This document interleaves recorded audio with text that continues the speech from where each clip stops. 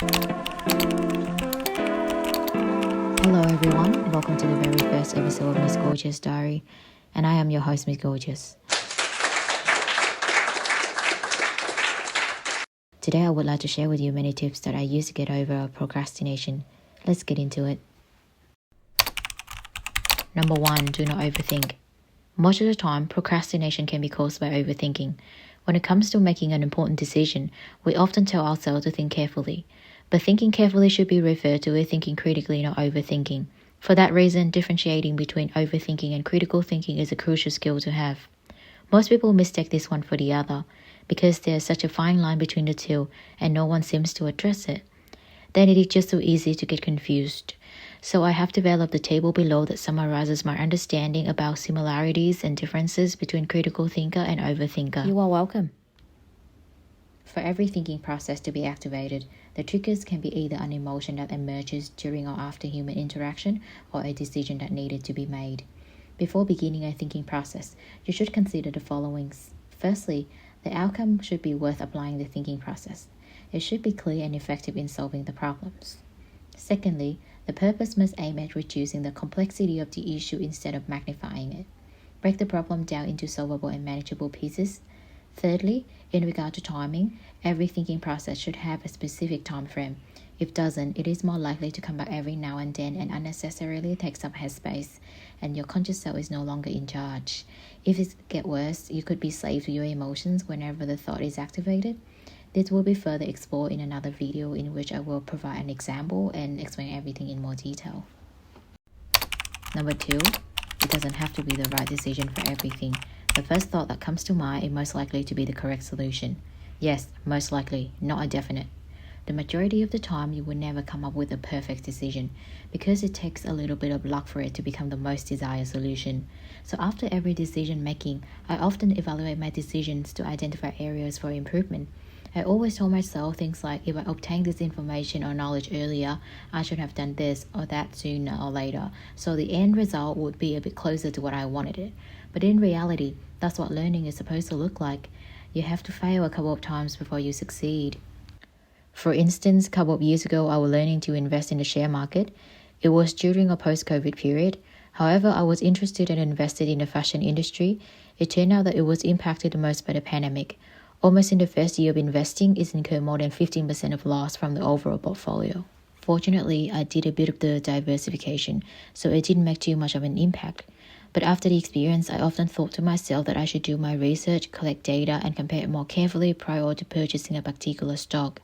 But at the end of the day, the mistake that I made helped me gain some more knowledge and experience about the market.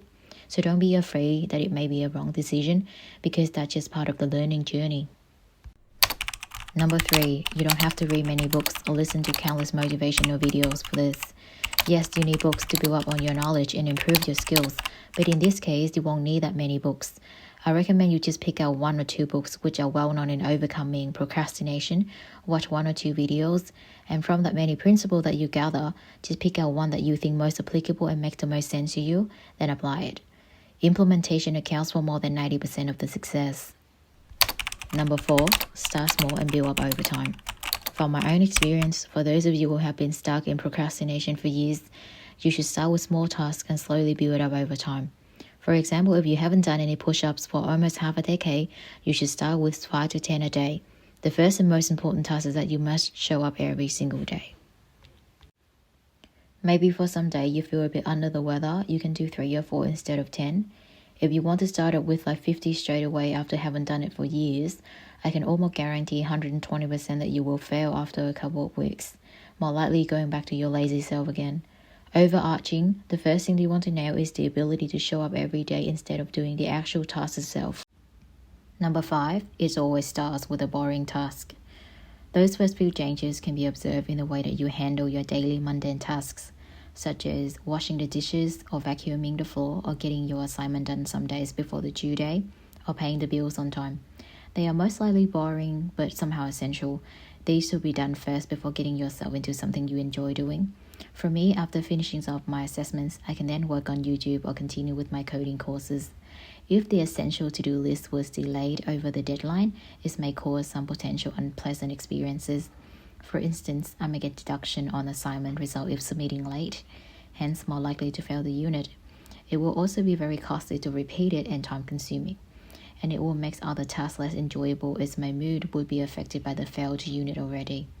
Overall, my advice would be get your boring but essential tasks done first. Number 6. The most important rules out of the 6. Just do the work. It doesn't have to be perfect, but it is crucial that you finish what you started. Your interest in the subject is necessary, but it's not enough. You must be committed. Commitment is a must. Just like how most people are interested in getting wealthy, but only a fraction of these actually achieve the goal. Because these folks were executing the plan, while the rest just remains interested. Also, try not to get yourself into the illusion of doing the work.